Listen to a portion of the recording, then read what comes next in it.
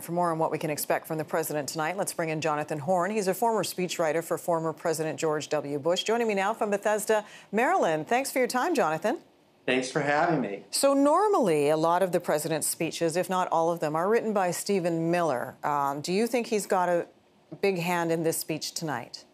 I would assume so. In past administrations, the State of the Union has tended to be a bit of a group affair involving multiple speechwriters. I don't exactly know what the Trump process is in this White House, but I would assume Stephen Miller has a large role once again.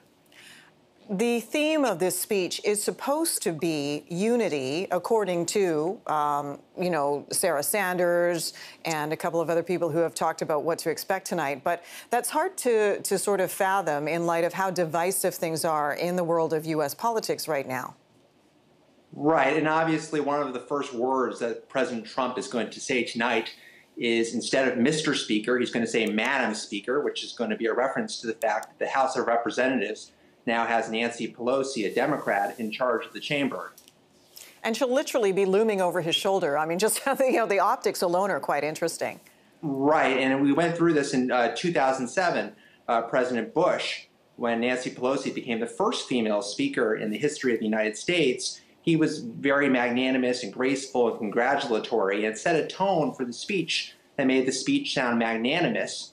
And I would wonder how President Trump will handle that question tonight. Will he follow the example that President Bush set in 2007 in terms of being welcoming and magnanimous and congratulatory toward Speaker Pelosi? Yeah, that'll be one moment to watch. What other moments are you expecting might either, will make the headlines the next day, shall we say? Well, obviously with President Trump, you always wonder, is he going to stick to the script? Will he stray? Will he start just talking off the cuff, as he does in so many of his speeches? Last year, there was quite a bit of talk about this subject, and it turned out, for the most part, that he gave a fairly conventional-sounding State of the Union address, and that in itself was I think, very newsworthy that he did that. He followed the precedent of his predecessors. And I expect he'll do something similar this year. He will. His speech in some ways suits him very well. There are many applause lines, which I think he likes getting. He's able to list accomplishments, which he likes doing. And so I would expect it to be a conventional State of the Union address.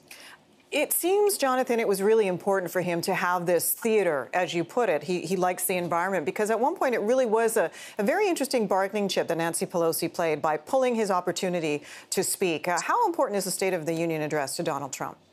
Well, it used to be very important to presidents. In some way, it would set the agenda for the next couple months in Washington. Now, it's not clear it will do that anymore. I mean, the president could give the State of the Union. It could make headlines tomorrow. And then the next day, he'll send a tweet, or maybe even an hour later, and we'll all be talking about the tweet. So things have changed quite a bit in the way Washington works. As a former speechwriter, Jonathan, last time there was a State of the Union address, I think it was almost 90 minutes long. How crucial is it to stick to time? Well, these are long addresses. The one thing that I think that Donald Trump might like about the speech is no one area gets very much time. You have to move quickly. You can't get into too much detail. But the speeches are very long. If you can keep it under an hour, I think that's certainly a good thing to try to do. Jonathan Horn, former speechwriter for former President George W. Bush. Appreciate your time today, Jonathan. Thank you. Thanks so much for having me.